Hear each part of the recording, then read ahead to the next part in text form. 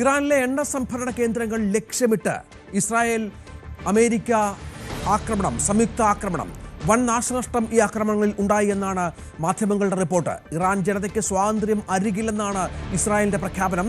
തലസ്ഥാനമായ ടെഹ്റാനിൽ പലയിടത്തും വൻ തീപിടുത്തം റിപ്പോർട്ട് ചെയ്യപ്പെട്ടിട്ടുണ്ട്. പകരം ഇന്നലെ നടത്തിയ പ്രസ്താവനയ്ക്ക് വിരുദ്ധമായി ഇറാൻ പശ്ചിമേഷ്യയിൽ വീണ്ടും ആക്രമണം ശക്തമാക്കിയിട്ടുണ്ട്. കുവൈറ്റ് വിമാനത്താവളത്തിന് സമീപത്തെ എണ്ണ ടാങ്ക് ഡ്രോൺ ഉപയോഗിച്ച് തകർത്തുവെന്നാണ് ഏറ്റവും പ്രധാനപ്പെട്ട വിവരം. ദുബായിൽ ഒരു പാകിസ്ഥാൻ സ്വദേശി കൊല്ലപ്പെടുന്ന പശ്ചാത്തലവുമൊക്കെ ഉണ്ട്. ഇങ്ങനെ വലിയ ആക്രമണം ഇറാനിൽ അമേരിക്കയും ഇസ്രായേലും ചേർന്ന് നടത്തുന്നു. ഇന്നലെയാണ് ഈ സംയുക്ത ആക്രമണം ശക്തമാക്കുമെന്നുള്ള മുന്നറിയിപ്പ് അമേരിക്കയുടെ ഭാഗത്തുണ്ടായത്. അതേതാണ്ട് സംഭവിച്ചിരിക്കുന്നു എന്ന് വേണം കരുതാൻ. ഇറാനിലെ പല മേഖലകളിലും വലിയ തോതിലുള്ള സ്ഫോടനങ്ങൾ ഇപ്പോൾ റിപ്പോർട്ട് ചെയ്യപ്പെടുന്ന പശ്ചാത്തലം കൂടി ഏറ്റവും പ്രധാനപ്പെട്ട ഒന്നാണ്. ഒപ്പം ഒരു ചർച്ചകൾക്കും തങ്ങൾ തയ്യാറല്ല എന്ന് ട്രംപ് വ്യക്തമാക്കുന്നു. ബെഞ്ചമിൻ നെതന്യാഹു ആകട്ടെ ഇറാനിലെ ജനങ്ങൾക്ക് സ്വാതന്ത്ര്യം നൽകുമെന്ന് നേരത്തെ തന്നെ നമുക്കറിയാം. അമേരിക്കയും ഇസ്രായേലും ഒക്കെ പറയുന്നത് ഇപ്പോഴത്തെ ഭരണകൂടത്തെ അട്ടിമറിച്ച് തങ്ങൾക്ക് അനുകൂലമായ ഒരു ഭരണകൂടം സ്ഥാപിക്കുക വഴി ഇറാന്റെ ഇപ്പോഴുള്ള അവസ്ഥ മാറ്റും. അവിടുത്തെ വിധേയത്വം, ഭരണകൂടത്തിലുള്ള ജനങ്ങളുടെ വിധേയത്തിൽ മാറ്റമുണ്ടാകും. ഇറാനിലെ ജനങ്ങൾക്ക് സ്വാതന്ത്ര്യം നൽകുമെന്ന് മറ്റുമാണ്. അതവർ സാധിക്കുമോ എന്നത് കാത്തിരുന്ന് കാണണം. അജയ് സുധ ബിജു ഉണ്ട്. അജയ്, വലിയ ആക്രമണം ഇന്നലെ രാത്രി ഇന്ന് രാവിലെയൊക്കെ ഉണ്ടാകുന്നു ഇറാനിൽ എന്നാണ് ഏറ്റവും പുതിയ വിവരങ്ങൾ പുറത്തു വരുന്നത്. എണ്ണ സംഭരണ കേന്ദ്രങ്ങളാണ് ലക്ഷ്യം. നമുക്കറിയാം ഇറാന്റെ സമ്പദ് വ്യവസ്ഥയുടെ നട്ടെല്ലാണ് എണ്ണ സംഭരണ കേന്ദ്രങ്ങൾ. അവ തകർക്കുക വഴി വൻ നാശമാണ് ലക്ഷ്യം വെക്കുന്നത്. തീർച്ചയായിട്ടും ഇപ്പോൾ തലസ്ഥാന നഗരമായിട്ടുള്ള ടെഹ്റാനിലും അതുപോലെ തന്നെ ഇറാന്റെ പല ഭാഗങ്ങളിലും പ്രധാനമായിട്ടും അവരുടെ സാമ്പത്തിക മേഖലകളായിട്ടുള്ള പല നഗരങ്ങളും കേന്ദ്രീകരിച്ചാണ് ഇന്നലെ ഇസ്രായേലും അതുപോലെ തന്നെ US സംയുക്ത ആക്രമണം നടത്തിയത്. ഇവിടങ്ങളിലുള്ള പാടങ്ങളായിരുന്നു ആക്രമണങ്ങളുടെ പ്രധാന ലക്ഷ്യമെന്ന് പറയുന്നത്. ഇത് ഫലം കാണുകയും ഈ എണ്ണപ്പാടങ്ങളിൽ വലിയ തീപിടുത്തമുണ്ടാവുകയും ചെയ്തു. നമ്മളെ ഭയപ്പെടുത്തുന്ന ദൃശ്യങ്ങളാണ് ടെഹ്റാൻ നഗരത്തിലുണ്ടായത്.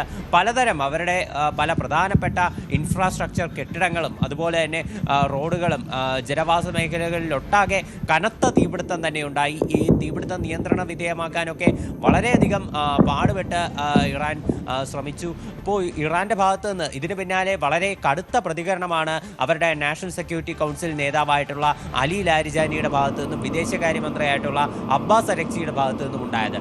അതായത് ഇറാൻ മുന്നോട്ട് വെച്ച സൗഹൃദ സന്ദേശം അത് അമേരിക്ക തള്ളിക്കളഞ്ഞു, അമേരിക്ക ഈ ഒരു സഹായ നീക്കത്തെ കൊന്നുകളഞ്ഞു എന്നെല്ലാമാണ് ഈ നേതാക്കൾ അഭിപ്രായപ്പെട്ടത്. അതുകൊണ്ട് തന്നെ ഇതിൻ്റെ ഫലം അമേരിക്ക തീർച്ചയായിട്ടും അനുഭവിക്കും എന്നും ഇവർ വ്യക്തമാക്കുന്നുണ്ട്. അതുപോലെ ട്രംപ് കൊല്ലപ്പെടുന്ന അമേരിക്കൻ സൈനികരുടെ എണ്ണം അത് ട്രംപ് മറച്ചുവെക്കുകയാണ്. ഇറാന്റെ കസ്റ്റഡിയിൽ ഇനിയും അമേരിക്കൻ ഉദ്യോഗസ്ഥരുണ്ട്, അവരെ ജീവനോടെ പിടിച്ചതാണ് ഞങ്ങൾ എന്നെല്ലാം ഈ നേതാക്കൾ അവകാശപ്പെടുന്നു. എന്നാൽ അമേരിക്ക ഇക്കാര്യം സ്ഥിരീകരിച്ചിട്ടില്ല. കൊല്ലപ്പെട്ട 6 ഉദ്യോഗസ്ഥരുടെ വിവരങ്ങൾ അത് അമേരിക്ക പുറത്തുവിട്ടിട്ടുണ്ട്. ഇവരുടെ മൃതദേഹങ്ങൾ അത് US-ൽ എത്തിക്കുകയും ചെയ്തിരുന്നു. ഇന്നലെ ട്രംപ് സല്യൂട്ടോടെയാണ് ആ മൃതദേഹങ്ങളെ എയർപോർട്ടിൽ വരവേറ്റത്. അതിൻ്റെ ദൃശ്യങ്ങൾ ഉൾപ്പെടെ പുറത്തു വന്നിരുന്നു. ഇത്തരത്തിൽ ഈ മരണസംഖ്യ, ഈ US-ൽ കൊല്ലപ്പെടുന്ന സൈനികരുടെ മരണസംഖ്യയുടെ എണ്ണത്തെ സംബന്ധിച്ചും ഇറാനും അമേരിക്കയും തമ്മിൽ തർക്കം നിലനിൽക്കുന്നുണ്ട്. എന്തായാലും ഇത്തരം ഒരു വാഗ്വാദങ്ങൾക്ക് പിന്നാലെ ഇറാൻ പ്രത്യാക്രമണം അത് രൂക്ഷമാക്കുകയായിരുന്നു. ഈ ഇസ്രായേലിന് നേരെ അടുത്ത ഘട്ട ആക്രമണം ആരംഭിച്ചതായിട്ട് ഇതിനോടകം തന്നെ IRGC വ്യക്തമാക്കി. 27th വേവ് ഓഫ് അറ്റാക്കാണ് ഇസ്രായേലിനെതിരെ ആരംഭിച്ചതെന്നും അവർ അറിയിച്ചിട്ടുണ്ട്. ഇതിൻ്റെ ഭാഗമായി ഇസ്രായേലിലേക്കും അതുപോലെ തന്നെ പശ്ചിമേഷ്യയിലുള്ള US-ന്റെ മിലിറ്ററി താവളങ്ങൾക്ക് നേരെയും ആക്രമണം ഉണ്ടായിട്ടുണ്ട്. കുവൈറ്റിനെയാണ് ഇത് ഏറ്റവും രൂക്ഷമായി ബാധിച്ചത്.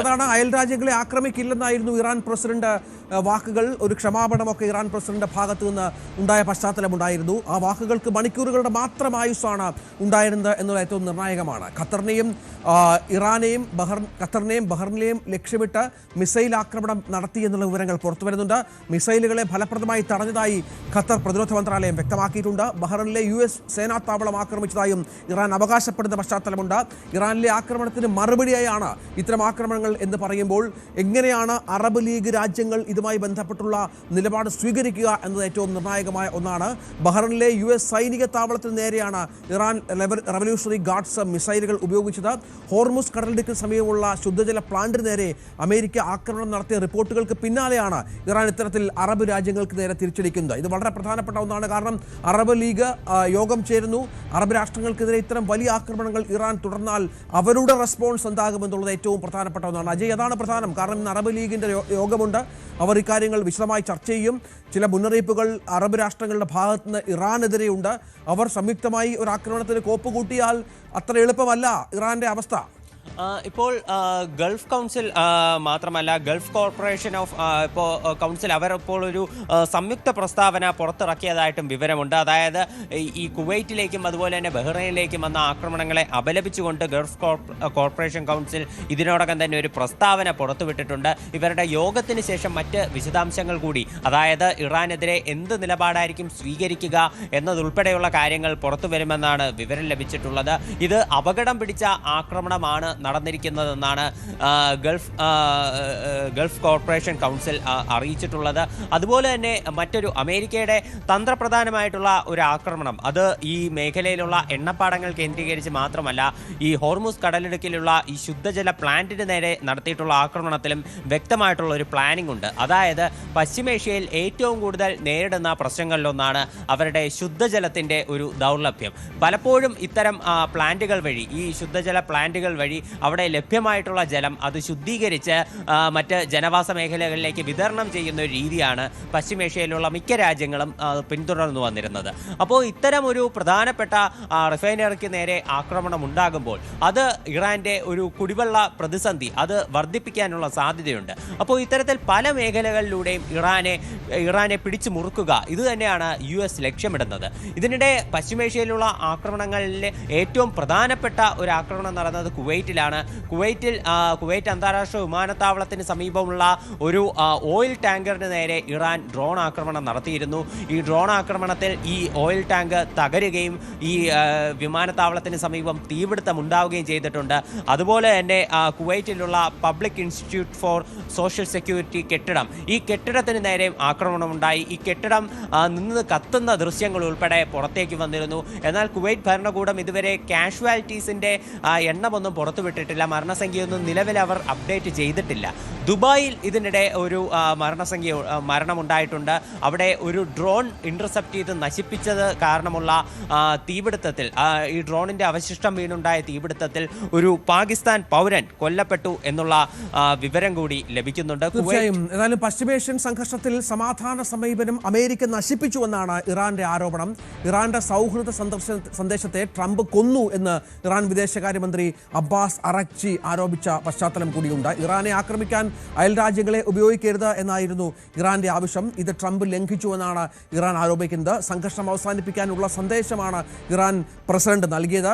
അമേരിക്കയെ ഗൾഫ് മേഖലയിലെ രാജ്യങ്ങൾ തടയണം എന്ന് ഇറാൻ ആവശ്യപ്പെട്ടിരുന്നു. അല്ലെങ്കിൽ തിരിച്ചടി തുടരും, തങ്ങളുടെ മണ്ണ് അമേരിക്കയ്ക്ക് നൽകരുത് എന്നാണ് ഇറാൻ വിദേശകാര്യമന്ത്രി ആവശ്യപ്പെട്ടത്. പക്ഷേ അത് പൂർണ്ണമായി ലംഘിക്കപ്പെട്ടു എന്നാണ് ഇറാന്റെ ആരോപണം. അമേരിക്കൻ സൈനികർ ഇറാന്റെ പിടിയിലായെന്ന് ഇറാന്റെ supreme national security council secretary Ali Larijani അവകാശപ്പെട്ട ഒരു പശ്ചാത്തലം കൂടിയുണ്ട്. അങ്ങനെ ഒപ്പം എത്ര സൈനികർ കൊല്ലപ്പെട്ടു എന്നുള്ളത് യഥാർത്ഥ കണക്ക് അമേരിക്ക പറയുന്നില്ല എന്നും അലി ലറിജാനി ആരോപിക്കുന്നുണ്ട്. സമാധാന സമീപനം തങ്ങൾ മുന്നോട്ട് വെച്ചപ്പോൾ അത് നശിപ്പിച്ചുവെന്നാണ് ഔദ്യോഗിക ടെലിവിഷനിലൂടെ രാജ്യത്തെ അഭിസംബോധന ചെയ്തപ്പോൾ അലി ലറിജാനി ഗുരുതരമായ ആരോപണം ഉന്നയിക്കുന്ന പശ്ചാത്തലം കൂടിയുണ്ട്. ഒപ്പം അറബ് രാജ്യങ്ങൾ ട്രംപിനെ വെറുതെ വിടില്ല, ഒപ്പം സാധാരണക്കാരെ കൊലപ്പെടുത്തിയതിന് ട്രംപിന് അർഹമായ ശിക്ഷ കിട്ടുമെന്നുമൊക്കെയുള്ള മുന്നറിയിപ്പുകൾ ഉണ്ടാകുന്നത് ട്രംപിനെ ചില്ലറ അല്ല പ്രകോപിപ്പിക്കുന്നത്.